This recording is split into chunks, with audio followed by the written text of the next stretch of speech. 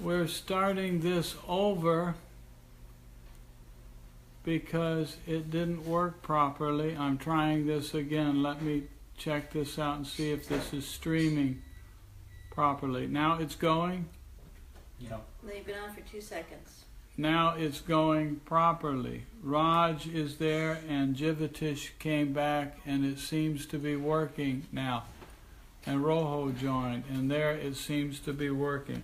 Anyway, we had to start over again, and so the first couple minutes somehow it froze and just stopped and we had to start over. So I'm going to reread the couple sentences from the introduction that I do to make sure if somebody pops into this thing and they don't know what they've walked into. We're going through a text called Tripura Rahasya. It says here, a great yogi does not belong to any caste, creed, sex, or ethnic group because he has already transcended all such superficial limitations. The knowledge that enlightens such an aspirant is called Tripura Rahasya. The text by that name is one of the most significant scriptures in the tradition of Tantra Yoga. And we're on chapter 16, and the text, as a reminder, the text is a storyline between a teacher teaching a student. The teacher's name is Dattatreya, the student's name is Parashurama, and Dattatreya is telling a bunch of different stories to Parashurama. So when you go through the text, you have to watch closely to see who's talking in a given moment.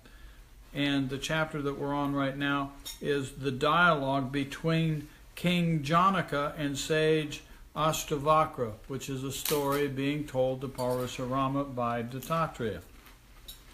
Okay? Okay. Okay. And it starts this way. Parashurama, the son of the great Rishi Bhigu, was astonished at the dialogue between sage Ashtavakra and the ochre-robed Devi, the lady renunciate. With great enthusiasm to know more, he put his question to Dattatreya. Now this is Parashurama speaking. Lord, this ancient story is wondrous. Now kindly and systematically tell me how Ashtavakra approached the great Janaka and what Janaka said. This whole story is interesting and I have never heard such a thing before. Gurudev, the subject matter of this story is the essence of all sciences. Please be kind and help me. Who are we waving at? Oh, there's Hashim and Leela. And Joe again. Oh, hi. Please be kind and help me. Thus the great sage Dattatreya began imparting the knowledge to Sri Parashurama. Listen attentively. All Parashurama, listen to the tale of King Chanaka attentively. It's there. It's right there, yeah. After the great lady left for her celestial abode, Ashtavakra went to King Janaka along with many Brahmins. He wanted King Janaka to... Wow, it's Anil. It's Anil Singhal. Hi, Anil. We're going through chapter 16 of Tripura Rahasya. You found it here, huh? He wanted King Janaka to explain everything that was explained... Everything that was explained by the lady sage, so he could assimilate it in its entirety. Wow. No partial assimilation here. Wants the whole thing. Listen, get ready, Mom. Okay, I'm listening attentively. Listen to me with full attention. This is the instruction here. Now remember, this is Dattatreya telling Parashurama, pay full attention. I'm one ear, Swamiji. And you're one ear, you're hearing with one ear. Ashtavakra said, the lesson that was imparted by the lady sage was very compact and abstruse. Therefore, I could not assimilate it fully. Kindly tell me the way to attain that knowledge. King Janaka was amazed that he posed such a question. What a great student he is, huh? O son of a sage, listen to me. The highest state is neither knowable nor unknowable. Hi, Eileen. Buffering again, Joe says. Can't help, Joe. I hope it levels out for you. I hope your connection is working. Anyway, it's not knowable nor unknowable. Had it been unknowable, how could my master have taught me? The highest knowledge is imparted by the Gurudev alone. Therefore, one should seek the refuge of a master with reverence. Attaining that state is both, listen to this, this is fun. Attaining that state is both very simple and very difficult. One whose mind has become, One whose mind has become one-pointed and inward, for him it is easy. One whose mind remains dissipated in the external world, for him it is very difficult. Actually, that highest state is inexplicable and unknowable, but there is a way of knowing and attaining it. After careful analysis, the underlying principle, consciousness, is understood to be formless, abstract, and separate from the external world. Yet it illumines all the objects of the world. That which is not self-existent reality is subject to change and is thus unreal. Consciousness is that through which all objects of the world are known. The seen is different from the seer. Otherwise, it could not be seen by the seer. Consciousness cannot be divided into parts. The division is seen in the world of objects. Their forms and names are different. Be aware of the absolute consciousness by eliminating all these fleeting forms and names. Well, we'll have to watch later. That's a good idea too, though, huh? As the various images are seen in the mirror, similarly, pure consciousness assumes the different forms of the world. Pure consciousness is the nature of the self. Therefore, it is not the subject matter of analysis. O Astavakra, realize yourself. Understand it. Excuse me. You are neither your body, nor prana, nor mind, for they all are ever changing. The body is a component of three humors, Vata, Pitta, and Kapha. How can they be your true nature? You are not the body, senses, or mind, because they are all transient. This cannot be your true self. The Supreme Consciousness never loses its self-awareness. Therefore, this consciousness is the knower of all.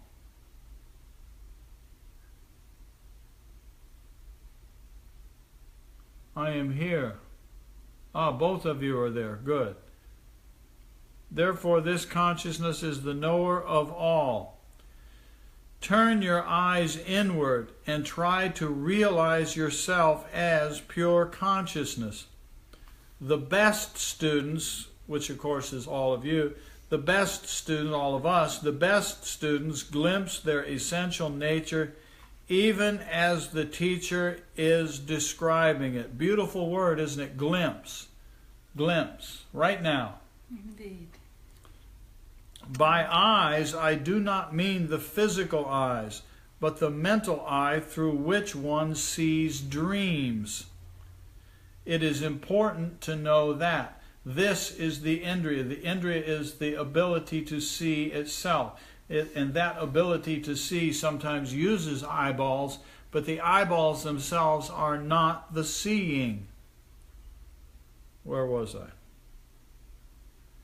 Turn the mind's eye inward means directing the mind within, because nothing internal can be seen without an inward and one-pointed mind. When a person wants to look at something, he first withdraws his attention from everything else. Listen to that carefully.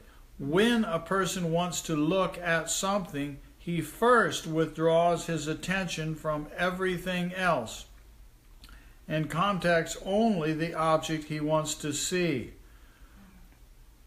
I was remembering the Yoga Sutras, Nirodha Parama. Only then does he perceive it.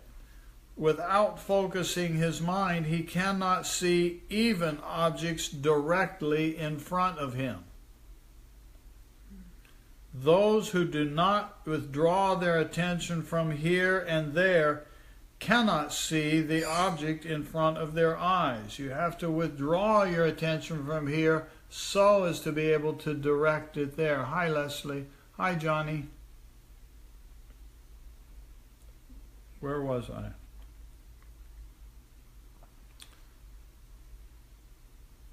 Those who do not withdraw their attention from here and there cannot see the object in front of their eyes. O Brahman, the nature of the other senses is similar. This applies to the mind when pain and pleasure are felt. When the mind is engaged elsewhere, pain and pleasure are not felt. Please listen attentively to what I have to say. Atman is within and without the orbit of the mind. Even the knowers of the Vedas and Shastras are deluded on this point. As regards external objects, the mind gets distracted in two ways. First, withdraw the mind from the objects of charms and temptations. Second, lead it to the goal of life. When the mind is voluntarily and completely withdrawn from the charms and temptations of the world, it remains unaffected. It is important to have mastery over the dual tendency of the mind. The perception of all external objects is influenced by our conceptions of time, space, and causation. The experience of them is possible through this twofold mental operation. But consciousness itself is unlimited. Therefore, the mind's twofold operation does not apply.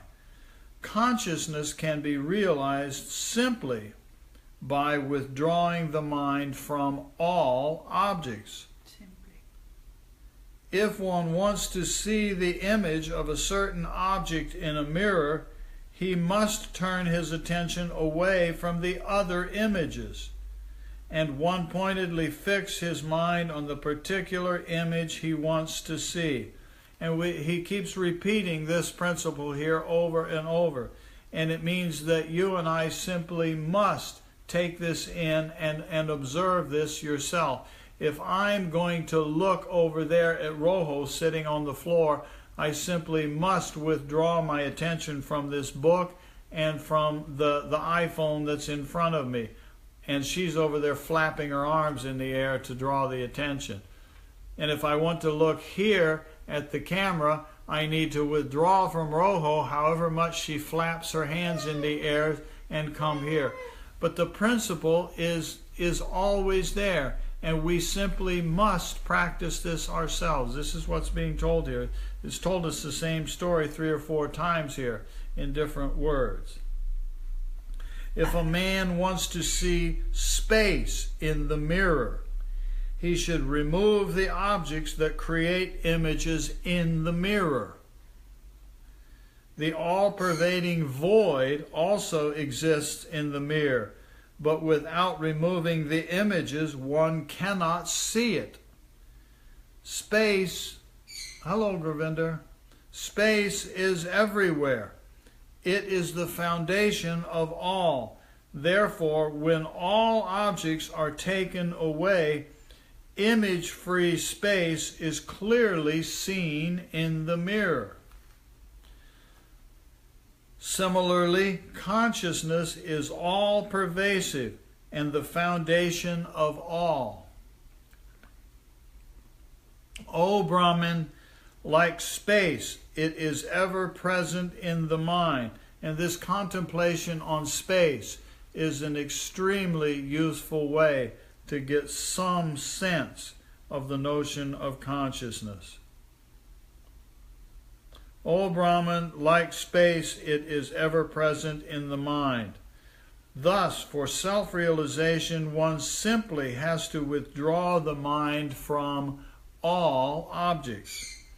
O Brahman, can you find a place where consciousness is not present? There is no place where consciousness is not present. Therefore, this diversity is a creation of the mind and its modifications. Realization of consciousness requires absolute purity and not mere concentration of mind. That is why the self is called unknowable. It is not subject matter, and therefore the mind cannot know it. It is not matter as in a subject matter, the way we're conventionally used to thinking of knowing. The impurity of the mind lies in the thinking process. If the mind is free from thoughts, it becomes pure. Now, it should be clear to you that purity of mind is important for realizing the self. The self can never be realized without a pure mind. How can one have knowledge unless the mind is purified? If the mind is pure, why cannot one attain knowledge? All spiritual means are meant for the purification of the mind. Listen to that again. All spiritual means are meant for the purification of the mind. The austerities of selfless action, selfless devotion, and the practice of non-attachment are performed for the sole purpose of purifying the mind. Otherwise, they do not serve any purpose. The Lord of life is seen in the purified mind. Hearing this from King Janaka, Ashtavakra inquired further, O king, you said that if the mind is purified by the absence of thought, pure consciousness manifests itself. Then it follows that sleep can bring about self-realization, and one does not need to make any effort. Sounds appealing, doesn't it? Let's just take a nap. Hearing the confusion of Ashtavakra, King Janaka said, Now I will resolve your doubt. Please hear me attentively. Don't sleep. Nap time. Huh? Don't sleep. Nap time. Don't sleep. Attentively. Stay awake, Raj. It is true that in deep sleep the mind is turned away from the charms and temptations of the world. But at the same time the mind is completely veiled by tamas. How can one experience the absolute in such a condition? If I can't reach it from here, would you hand me my mirror there? I have that there for a reason, and try not to knock the camera over on the way. Okay, are you ready? Here it comes. If a mirror is painted black, nothing can reflect in it. Here is a mirror that is painted black. Do you see anything in it? No, nothing. It's a mirror painted black. Similarly, when the mind is veiled by the inertia of sleep, it is not able to respond to any illumination. It is like an eclipse of the moon. It's like the mirror that's painted black. The other side of the mirror is not painted black, so you can see the reflection. But if it's painted black, you cannot see it. I got a mirror like this and painted it black just because of the Tripura Rahasya, just so we have a mirror that sort of goes both ways. Pretty neat, isn't it?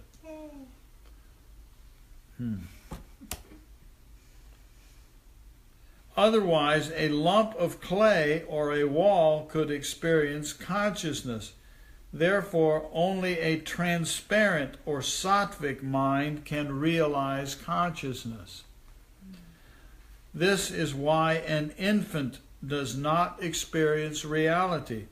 The black color painted on the mirror is reflected in the mirror, but it does not show. See, there it is. It's there, but it doesn't show. You don't see anything. Similarly, the intrinsic nature of the mirror to reflect whatever is in front of it cannot be altered, because the mirror cannot lose its intrinsic nature. Yet because of the black paint, it is not seen. There's the intrinsic nature of the mirror. It sees reflections all over the place. Lots and lots and lots and lots of reflections. But the black paint, nothing happens. Likewise, in deep sleep, the mind is veiled by slumber. Therefore, for lack of clarity, it does not shine forth. We're close. When we're in deep sleep, we're very close to Turiya, to Tripura, to consciousness. But it's painted black, so we don't see anything. The person who is awake remembers the sleeping state. In that state of mind, one can recollect the experiences of the sleeping state. I will explain this clearly. Listen attentively. You're listening attentively, Ma? Here it comes. 8 of them in there, one chapter. Huh? There's like 8 of those. A bunch of them. There are 2 states of mind. The first is the state of illumination. The second is the state of deliberation. The inner state of illumination is experienced when one contacts external objects. The state of deliberation occurs when the objects are seen. The state of illumination is nirvikalpa because one is not aware of the objects. It's nirvikalpa, it's without vikalpa, it's without objects, because there's illumination but there's no objects. When he becomes aware of the objects, that state of mind is called savikalpa, with vikalpas, with objects. Experiencing something without feeling distinction of this or that is a state of illumination. When a verbal distinction is made, such as this is this, then that state is the lower state of samadhi with seed, lower state of samadhi. This drama has 2 aspects. In this drama, what is seen is called direct knowledge. That which is based on logic is called remembered knowledge. The first category of knowledge is to realize the samskaras of the past. In this way, the mind has 2 powers. In deep sleep, illumination without desire exists and lasts as long as one sleeps.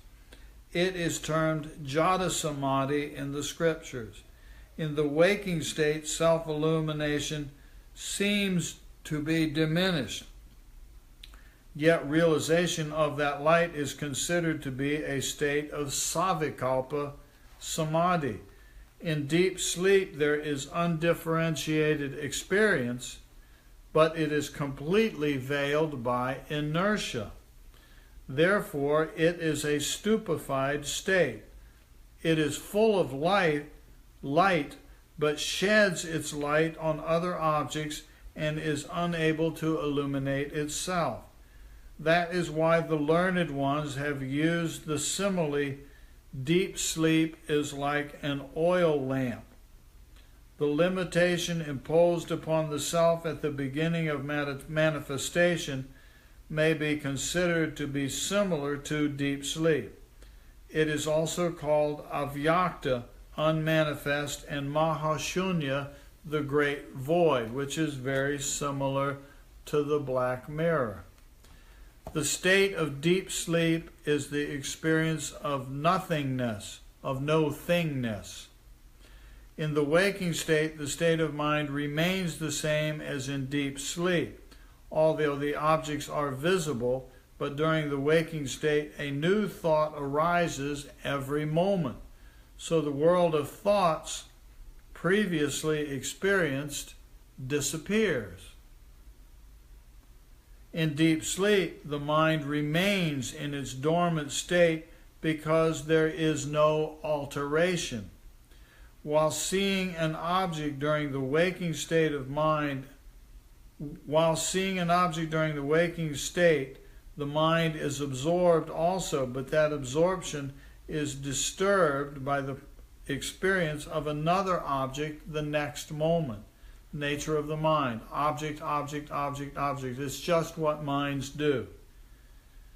O Brahmin, listen. I will explain this to you through my direct experience. Attempting to fathom the subtlety of this truth, even the learned ones have become bewildered. Nirvikalpa Samadhi, the highest state of Samadhi, deep sleep, and seeing objects directly, are all three similar. There's a note here. Note, it is the nature of the mind to assume the form of the scene, but in deep sleep the scene remains dormant, like the black painted mirror. Those who practice and attain direct experience see the difference in those three kinds of experience. The differences are known to those who practice. Those who don't practice can see no difference. Those who do can get glimpses of the difference. In Samadhi, there is only pure consciousness, meaning higher Samadhi. In deep sleep, consciousness remains dormant. Diversity is seen in the waking state, but in Samadhi, only one absolute reality exists. Throughout, self-illumined Atman is one and the same, and always free from all affliction. Therefore, it is said to be pure consciousness. Samadhi and deep sleep last for long periods, so when a person comes out of those states, he remembers them. But the moment of perception is so brief that one does not have time to become familiar with this naturally arising state. If Samadhi and deep sleep were as brief, these states would also remain unfamiliar. In daily life, Samadhi and sleep can be experienced for a few moments, but because of prolonged deep sleep, the wise can differentiate between sleep and Samadhi. Those who cannot differentiate between the two cannot understand the difference. O Brahman, every human being experiences these moments, but because he is unfamiliar with Samadhi, he does not even notice them. Everybody experiences them, but we don't notice them. Samadhi is a profound experience of desirelessness. Such a state is also experienced in sleep and sometimes in the waking state also. These experienced states are not considered to be Samadhi because all samskars remain latent therein, ready to manifest. This is where this word glimpse is very handy.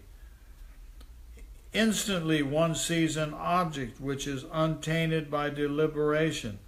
This is similar to Samadhi. Let me elaborate further. Listen reverently.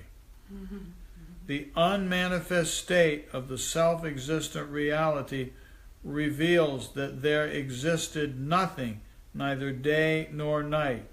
It is called sleep. It is a dormant state of consciousness. Everything remained unrevealed, for there was nothing to be revealed. The experience of the void is deep sleep. Remember the painted mirror. Here, consciousness remains dormant. During the waking state, one consciously recollects the experiences of nothingness that was experienced during deep sleep. Thus, consciousness united with the knowledge of the unconscious is known as sushupti, deep sleep, whereas consciousness shining in samadhi is identical to Brahma, the absolute reality. Consciousness experienced in samadhi is beyond time, space, and the awareness of nothingness. The light of lights engulfs all darkness, and pure consciousness alone exists. How can that power be the cause of deep sleep? Therefore, sleep is not the ultimate goal of goals. Thus, King Janaka removed the veil of ignorance of Ashtavakra. There it is. There's the whole thing. Everybody got it? Maybe we'll go through it again another time. Thus ends chapter 16, in which King Janaka explains the states of waking, dreaming, and sleeping. And we really, really, really do want to explore those states internally ourselves. Nobody can do it for us. And you can't learn it from a book. We can read this, and it can inspire. And notice that when we read some of those words, it kind of leads you into some little glimpse of the states that it's talking about. And that's worthwhile. But then you got to just be quiet, right? You got to just be quiet.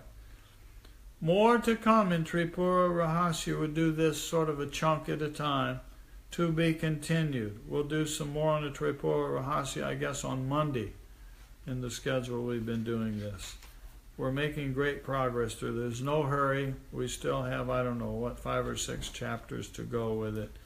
And then we'll do something else fun and interesting. Okay?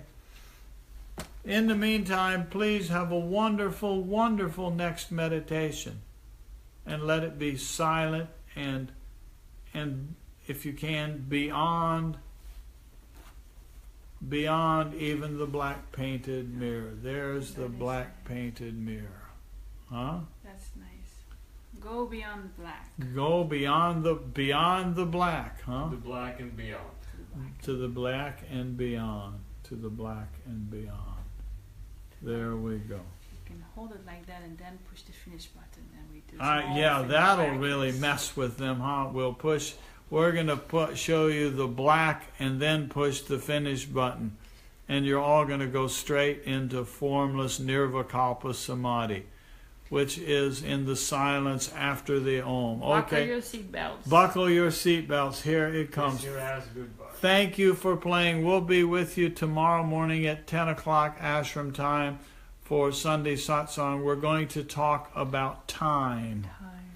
But we're not going to tell you what we're going to talk about time. That's going to be a surprise. But the time will be 10. The time will be 10 in the relative world. In the relative world of clocks, the time will be 10. And then tomorrow, good Lord willing, and the creek don't rise, the preacher will be with us, and we will continue our journey through the Ishopanishad, Book of Wisdom. Swami Rama writing comments on the Ishopanishad. Yeah. Hi, B. You're a little late, B. We were just saying good night. Swamiji is going to vanish into the black. But and we're going to vanish you. Looks like craters on the dark side of the moon. Yeah, a little bit there. When I painted it black, a couple little bubbles occurred, and so it created craters on the mountain. It cannot completely veil over. It can't. Leaves always a little crack. It's always a little bit there, just for nice people like Johnny to detect them. See the little craters in the moon, but it's mostly black. I'll come there. That will make it black. There, take that, Johnny. No craters. Okay. Enjoy your meditation. Bye-bye, all. See you later. Om Tat Sat. Om Tat Sat.